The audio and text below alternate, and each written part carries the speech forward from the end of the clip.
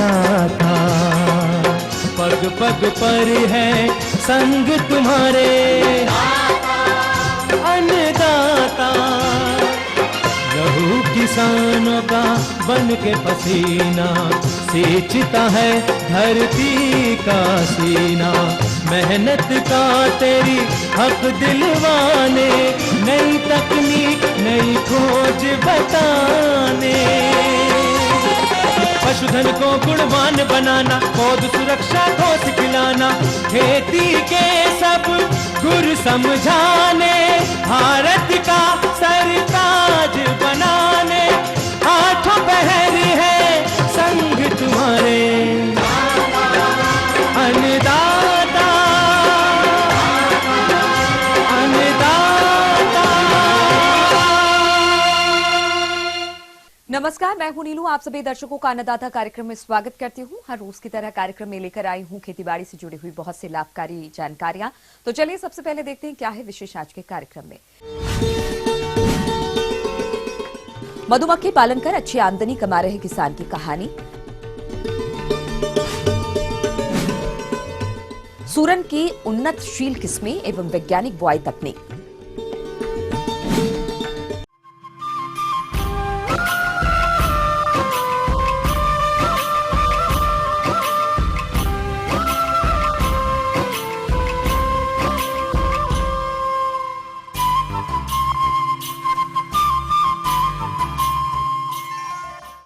किसानों के उत्थान के लिए शासन कई प्रयास कर रहा है और इन्हीं प्रयासों का नतीजा है कि आज राज्य के बहुत से किसान शासन द्वारा मिलने वाली सहायता का लाभ उठाते हैं। परंपरागत कृषि के साथ अन्य कृषि सह व्यवसायों को अपनाकर अच्छी आमदनी प्राप्त कर रहे हैं और इसका मौजूदा उदाहरण पोस्ट कदवा जिला कटिहार के प्रगतिशील कृषक सदानंद कुमार सिंह, जिन्होंने शासन से मिलने वाले अनुदान का लाभ उठाते हुए छोटे स्तर से मधुमक्खी पालन व्यवसाय सन 2006 में चालू किया और आज इस व्यवसाय से वो प्रतिवर्ष लाखों की आय कमा रहे हैं। तो आइए जानते हैं इनकी सफलता की कहानी इन्हीं की जुबानी।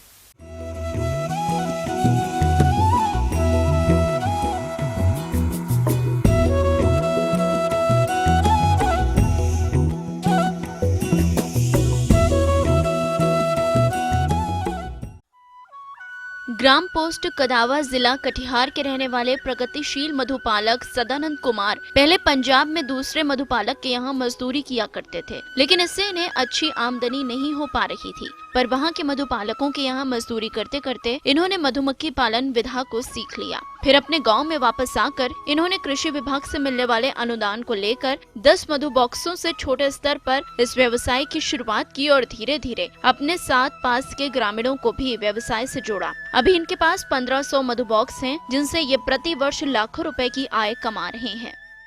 वो पंजाब गए थे काम करने के लिए, तो रोजी रोटी के तलाश में हम भी वहाँ गए। संजोग से इधर उधर भटकते भटकते कश्मीर प्रेस फॉरम है, बी फॉर्म था लुधियाना डिस्ट्रिक्ट दोराहा में, वहाँ पहुँचे। वहाँ साल भर काम किए, छोड़ दिए। 10 बॉक्स जो है किसी किसान से हम खरीदे, वो लोग हम पे दया करके जो 10 बॉक्स दिए, उस 10 बॉक्स से जो हम 240 बॉक्स बनाए पंजाब में। फिर यहाँ कटिहार में भी देखे कि यहाँ भी सरकारी तरफ से अनुदान के रूप में दे रहे हैं, तो हम लोग वहाँ कुछ बॉक्स बेच दिए और बाकी बॉक्स जो है राजस्थान से वहाँ गंगानगर सीजन लगाने के लिए जाते थे, कोटा जाते थे, मध्य प्रदेश जाते थे। धनिया का खेती वहाँ काफ़ी मात्रा में होते हैं, तो वहाँ से जो है हम लोग दोनों भाई प्लान बनाए, कुछ बॉक्स वहीं बेच दिए और 240 बॉक्स में 140 वहाँ बेच दिए, 200 बॉक्स लेके आए यहाँ। पहले साल जो है यहाँ हम लोगों का वातावरण का पता नहीं था, मनिहारी में रखे, अचानक बाढ़ आने के कारण जो मधुमक्खी जो हम लोगों का ख़त्म हो गया। फिर जो है सरकारी स्तर से 90% अनुदान मिलता था, वहाँ से हम लोग लिए।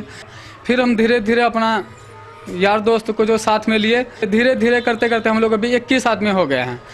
तो पहले बहुत दिक्कत था साथ बेचने का, कलकत्ता यहाँ से ले जाना पड़ता था, वहाँ ले जाने के बाद वो लोग अपना मनमर्जी करते थे। फिर जो हम जहाँ काम करते थे पंजाब में कश्मीर फाइल से, वहाँ से हम लोग नंबर लिए। उसके बाद हम लोग समूह बना के साथ में जोड़े, किशनगंज जिला, पूर्णिया जिला और कटिहार तीनों मिल के जो जिसको भी देते हैं, चाहे डाबर वाले हो या केजरीवाल हो।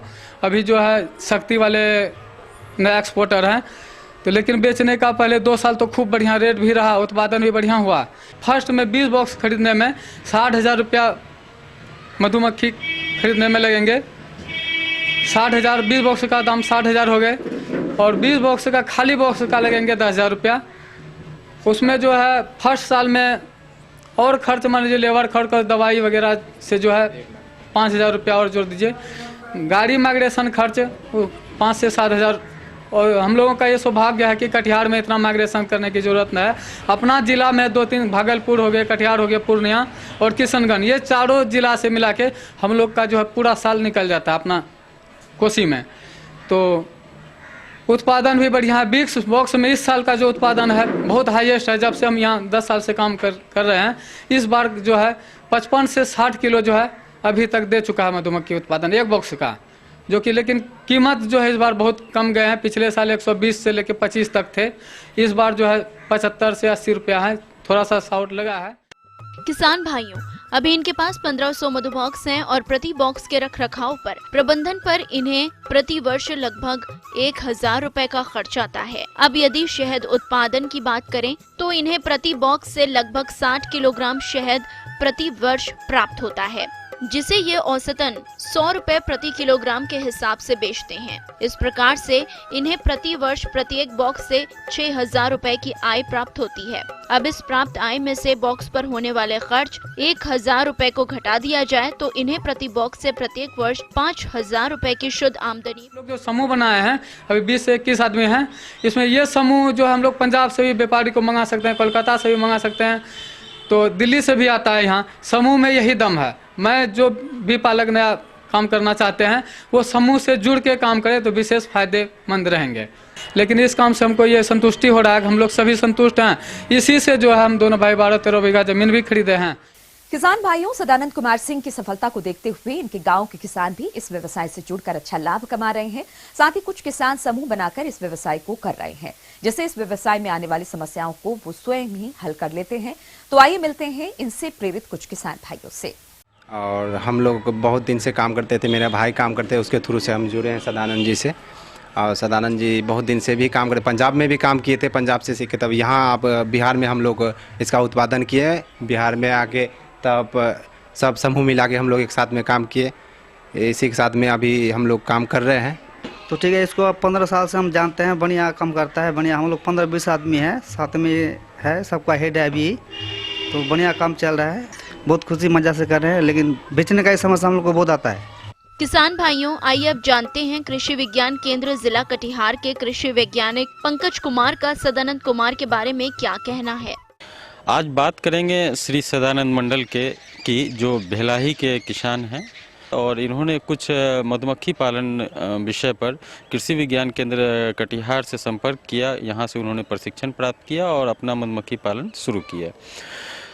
आज स्थिति ये है कि इन्होंने अपने जो समूह है इनका, आज इनके समूह की जो शक्ति है वो काफ़ी बढ़ चुकी है, और इनके समूह में कई लोग ऐसे हैं जो सच्ची लगनशीलता के साथ काम कर रहे हैं, और श्री सदानंद मंडल इसका जो है भली भांति इस समूह को चला रहे हैं।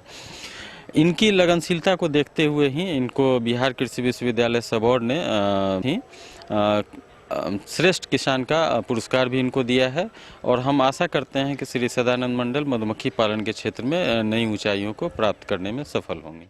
किसान भाइयों, आज के अंश में बस इतना ही। कल के अंश में सदानंद कुमार सिंह की सफलता की कहानी जारी रखेंगे, तो आप देखना ना भूलें हमारे कार्यक्रम का कल का अंश।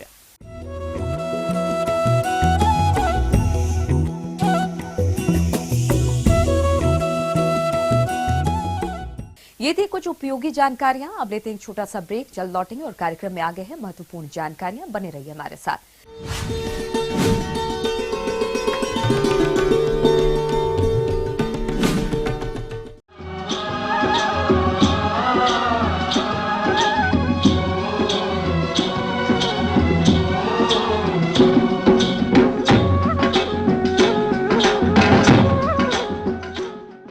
ब्रेक के बाद आप सभी दर्शकों का स्वागत है। चलिए अब रुक करते हैं अगली कड़ी की ओर।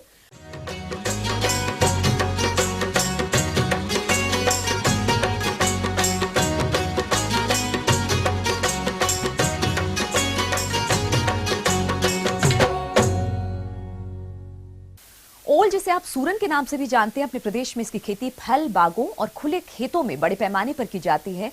तो जो किसान भाई ओल की खेती करना चाहते हैं वो अभी इसकी बुआई कर सकते हैं, लेकिन इससे अधिक पैदावार लेने के लिए आप इसकी बुआई कैसे करेंगे, इस बारे में जानकारी दे रहे हैं त्रिहुत कृषि महाविद्यालय जिला मुजफ्फरपुर के डॉक्टर आर एस सिंह।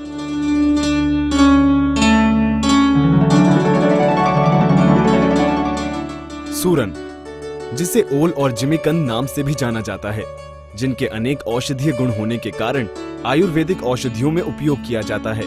यह बवासीर, पेचिस तिल्ली की सूजन, रक्त विकार नाशक, दमा, वमन, फेफड़े की सूजन आदि में औषधि बनाने में बहुत उपयोगी सिद्ध हुआ है तथा इसका उपयोग सब्जी एवं अचार अन्य रूपों में होने लगा है। पहले इसकी लोकल देशी प्रजातियों में कैल्शियम ऑक्सलेट की मात्रा अधिक होती है, जिसके कारण गले में जलन होती है। इस कारण इसका उपयोग बहुत कम होता था, परंतु आज के समय में इसकी नई प्रजातियां विकसित हो चुकी हैं, जिसमें कैल्शियम ऑक्सलेट की मात्रा बहुत कम होती है, जो बहुत अच्छी है और वो उसमें अल्कलॉइड कम होता है, तो काटता भी मुंह को बहुत कम है। कुछ प्रजातियां हैं जैसे NDA 9 है, विधान कुसुम है, कुछ हाइब्रिड्स हैं जैसे श्री पद्मा है, श्री अथीरा है। लेकिन बिहार के लिए, बिहार राज्य के लिए सबसे सूटेबल, सबसे अच्छा जो प्रभेद है वो आपको गजेंद्र है। ये भी करीब 6 से 8 महीना लेता है समय, और इसकी उपज क्षमता आपको करीब 40 से 50 टन प्रति हेक्टेयर इसका उपज क्षमता है। अच्छा से आप करेंगे तो 50 टन से क्रॉस भी कर जाएगा। तो अब सबसे पहले आते हैं कि इससे अच्छा उत्पादन लेने के लिए हमको क्या क्या करना है। तो सबसे पहले आप जान लें किसान भाई कि इसकी रुपाई आप मार्च से लेकर जून तक कर सकते हैं। इसके लिए मिट्टी जो है हल्की मिट्टी होनी चाहिए, बलुई दोमट मिट्टी, और उसमें ऑर्गेनिक मैटर का कंटेंट अगर ज़्यादा है, जीवांश की मात्रा ज़्यादा है तो और भी बहुत अच्छी है। तो इसके लिए आपको यह करना है कि 15 से 25 टन करीब कंपोस्ट प्रति हेक्टेयर के हिसाब से अंतिम जुताई के समय खेत में मिला दें, या फिर जब आप रुपाई करते हैं तो प्रति गड्ढा 1 से 1.5 kg कंपोस्ट आप उस समय मिलाएं। खेती योग्य भूमि तैयार करने के लिए 2 जुताई मिट्टी पलटने वाले हल से और 3-4 जुताई देशी हल से अच्छी तरह करके मिट्टी को भुरभुरी, मुलायम और समतल कर लेना चाहिए। इसका जो फर्टिलाइजर, जो उर्वरक है, उसकी अनुशंसित मात्रा है 80 किलो नेत्रजन, 60 किलो स्फूर और 80 किलो पोटास। तो ऐसा है किसान भाई कि जब बुआई करते हैं या जब अंतिम जुताई का समय आता है, उसी समय स्फूर की पूरी मात्रा और नेत्रजन तथा पोटासियम की 1/3 मात्रा को हम लोग उस समय देते हैं, एज ए बेसल डोज देते हैं। तो इसके लिए आपको किसान भाई क्या करना है कि प्रति गड्ढा के हिसाब से आपको 1 से 1.5 kg करीब कंपोस्ट आता है, और उसमें करीब 3 से 4 ग्राम यूरिया, उसके बाद में 20 से 22 ग्राम आपको सिंगल सुपर फॉस्फेट SSP जिसको कहते हैं, और उसके बाद में पोटेशियम के लिए म्यूरेट ऑफ पोटास करीब 2.5 ग्राम प्रति गड्ढा देते हैं। करीब उसके लिए 4 से 6 इंच गड्ढा हम लोग बनाते हैं, और चारों तरफ से हम लोग गड्ढा का साइज 30 सेंटीमीटर, 30 सेंटीमीटर और 30 सेंटीमीटर, मतलब लंबाई, चौड़ाई और गहराई 30-30 सेंटीमीटर का होता है। सही बीज अच्छी उपज का आधार होता है। सूरन का प्रवर्धन वानस्पतिक वृद्धि द्वारा किया जाता है, जिसके लिए पूर्व कंद या कंद को काट कर लगाया जाता है। 1 हेक्टेयर के लिए 80 से 100 क्विंटल कंद की आवश्यकता होती है। यह आकार में छोटे होने चाहिए तथा यह मेड़ों, पंक्तियों और चौरस क्यारियों में लगाएं तथा कंदों का आकार 250 ग्राम से 500 तक होना चाहिए, एवं कंद काटते समय ध्यान देना चाहिए प्रत्येक टुकड़े में कम से कम कलिका का कुछ भाग अवश्य रहे। इससे पहले किसान भाई आपको जानना जरूरी है कि इसमें उसका जो बीज उपचार करना बहुत जरूरी है लगाने से पहले। तो इसके लिए आपको क्या करना है भाई किसान भाई कि गाढ़ा गोबर के घोल में करीब 2 से 2.5 ग्राम बैविस्टिन प्रति लीटर के हिसाब से और 1 मिलीलीटर डाइमेथोएट और उसी में 5 ग्राम ट्राइकोडर्मा विरिडी मिला के अगर हम लोग कंद को ट्रीट करते हैं, उपचार करते हैं, तो इससे कोई भी फफूंदनाशी खास करके जो बीमारी लगती है उससे इसका अच्छा से बचाव हो जाएगा।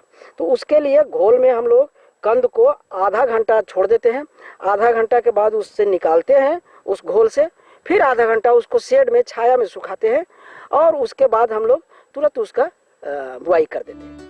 आगे और भी हैं कुछ रोचक जानकारियां, पर यहाँ पर रुकेंगे एक और ब्रेक के लिए। जल्द हाजिर होते हैं।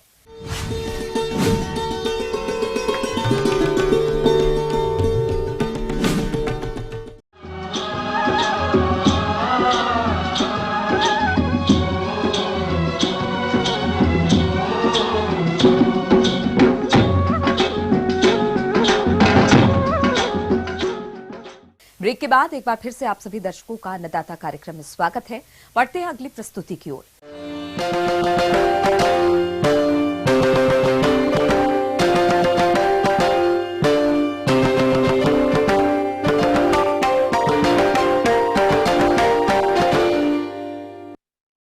फसलों में कई तरह के कीटों का प्रकोप होता है और इन्हीं कीटों में जिस कीट का आक्रमण फसलों में मुख्य रूप से देखा जाता है वो है दीमक।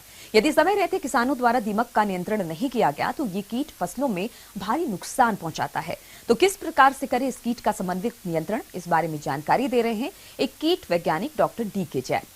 किसान भाइयों, खेत में दीमक का प्रकोप नहीं हो इसके लिए हमें ये ध्यान रखना है कि सबसे पहले ये ध्यान रखें कि जब आप खेत की जुताई कर रहे हैं तो वो जो भी कच्चे पदार्थ है, कच्चे पदार्थ का मतलब ये हुआ कि जो फसल आपने बो रखी है उसकी जड़ों को आप या जो फसल अवशेष है उनको हमें इकट्ठा करके नष्ट कर देना चाहिए। वरना क्या होगा, जो भी कच्चा पदार्थ रहेगा, कच्चा पदार्थ मतलब ये हुआ कि पौधों की जड़ें हुई या फिर आपके कच्ची गोबर की खाद अगर खेत में काम में ले रहे हो तो निश्चित तौर पर वहाँ पर दीमक का आक्रमण शुरू होगा। किसान भाइयों, दीमक पर नियंत्रण पाने के लिए ये भी ज़रूरी है कि उसकी जो रानी है उसको नष्ट करना भी बहुत ज़रूरी है, उसको ख़त्म करना भी बहुत ज़रूरी है। क्योंकि आप जानते हैं किसान भाइयों कि यह रानी जो होती है ये पूरी बाम्बी के अंदर एक ही होती है और एक दिन के कम से कम ये 25 से 30 हज़ार अंडे प्रतिदिन देती है। और ये ज़मीन से जो बाम्बी बनी हुई है या जो मांद बनी हुई है उससे करीब 4 से 6 फीट अंदर गहराई पर रहती है। तो हमें क्या करना है कि रानी को मारने के लिए जो बांधक या जो बाम्बी है उसको ऊपर से तोड़ देना है और फिर क्या करना है कि उसके अंदर आप या केरोसिन है या क्लोरोपाइरीफॉस दवाई उसके अंदर डाल देनी है। जैसे उदई का जो भी ग्रसित भाग है उसको हमें अपने को जलाकर या तोड़कर हमें नष्ट कर देना चाहिए। तो दीमक के आक्रमण से हमें या दीमक से निजात पाने के लिए किसान भाइयों ये ध्यान रखें कि विभिन्न फसलों में दीमक कीट के प्रकोप से भारी नुकसान उठाना पड़ता है।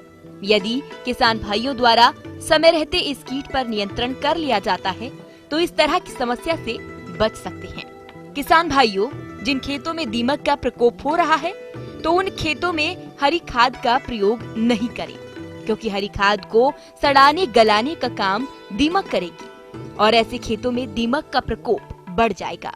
एक चीज़ और ध्यान रखें किसान भाइयों कि खेत के अंदर आप नीम की खली है या नीम की पत्तियां हैं, जितनी चाहें उतनी खेत के अंदर आप मिला देंगे। साथ ही आप जो करंज होती है, करंज की खली या अरंडी की खली जो होती है उसको भी खेत के अंदर आप जब बहुत सी बार क्या होता है कि बुआई के साथ भी इसको हल के साथ देते हैं या जब खेत की तैयारी कर रहे हो उसके समय भी हमें इसको नीम की खली को है या अरंडी की खली को है उसको भी खेत के अंदर मिला देंगे तो इसमें निश्चित तौर से उदय की संख्या में कमी हो जाएगी। इसके अलावा दीमक से फसलों को बचाने के लिए खेत की अंतिम जुताई से पूर्व क्यूनालफास 25 किलो चूर्ण प्रति हेक्टेयर प्रयोग करके खेत में मिला दें। दीमक का प्रकोप फसल में नहीं हो इसके लिए क्लोरपाइरीफॉस 4.5 मिलीलीटर प्रति किलो बीज की दर से बीजोपचार करें और इसके बाद ही बीज की बुआई करें। खड़ी फसल में दीमक के नियंत्रण के लिए क्लोरपाइरीफॉस 4 लीटर दवा प्रति हेक्टेयर की दर से फसल में पानी के साथ मिला दें। उदई के लिए किसान भाइयों या टर्माइट के लिए किसान भाइयों फिप्रोनिल है या इथियोन है, इसको भी प्रभावी पाया गया है।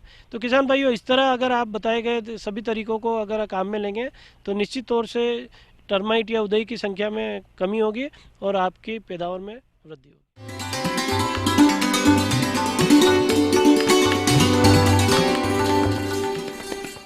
अन्नदाता हेल्पलाइन निःशुल्क फोन संपर्क सेवा के माध्यम से आपके द्वारा पूछे गए कृषि से जुड़े प्रश्नों में से एक या दो महत्वपूर्ण प्रश्न को हम अपने कार्यक्रम में शामिल करते हैं और इसी के तहत आज का चयनित प्रश्न और उसका जवाब इस प्रकार है।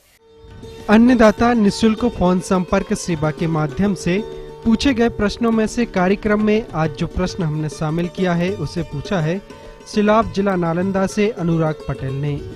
इनके नींबू के बाग में साइला कीट का प्रकोप हो रहा है और यह इसके नियंत्रण पर जानकारी चाहते हैं।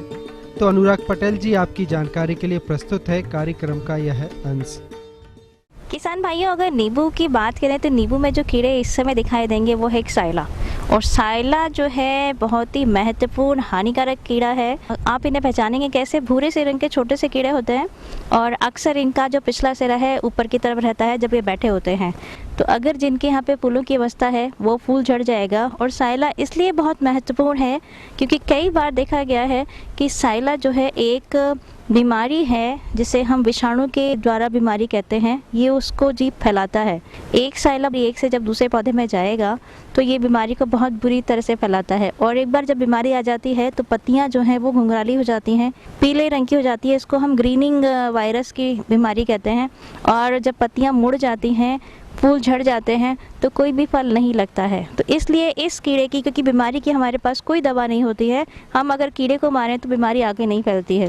तो अगर आप इस कीड़े पर नियंत्रण करना चाहते हैं तो 2 दवाइयाँ आप लिख सकते हैं। एक है नोवाल्यूरॉन नाम की दवा जो आपको इस्तेमाल करनी है 0.25 मिलीलीटर प्रति लीटर पानी की दर से, और दूसरी है एंडोस्काकार, वो भी आप 0.25 मिलीलीटर प्रति लीटर पानी की दर से छिड़काव करें। अगर इस बात का ध्यान रखेंगे तो आपके यहाँ पे जो साइला की परेशानी है वो खत्म हो जाएगी।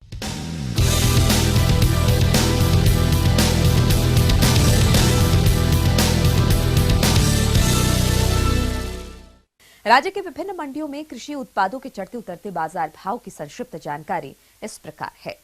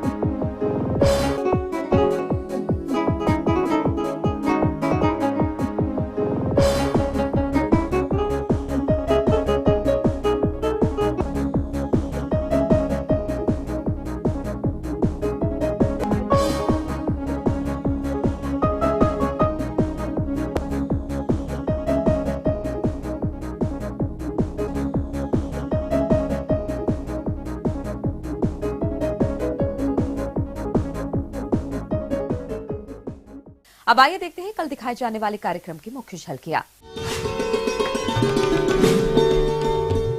मधुमक्खी पालन कर अच्छी आमदनी कमा रहे किसान की कहानी। बागों में फल फटने और गिरने की समस्या और इसका समाधान। हम ये उम्मीद करते हैं कि आज का कार्यक्रम आप सभी दर्शकों के लिए उपयोगी रहा होगा। किसान भाइयों, अन्नदाता आपकी सेवा के लिए संकल्परत है। कृषि संबंधी समस्या एवं सुझाव के लिए आप हमें इस पते पर संपर्क कर सकते हैं। प्रोड्यूसर अन्नदाता ETV Bihar Jharkhand, Ramoji film city Hyderabad 501512। साथ ही आप हमें ईमेल भी कर सकते हैं। हमारा ईमेल है annadatabihar@etv.co.in। इसके अतिरिक्त आप हमें निःशुल्क हेल्पलाइन नंबर 180010045999 पर सोमवार से शनिवार सुबह 10 से शाम 4 बजे के बीच संपर्क कर सकते हैं। फिलहाल अन्नदाता की पूरी टीम को इजाजत दीजिए। कल फिर से इसी समय आपसे मुलाकात होगी कृषि संबंधी कुछ और महत्वपूर्ण जानकारियों के साथ। तब तक के लिए नमस्कार।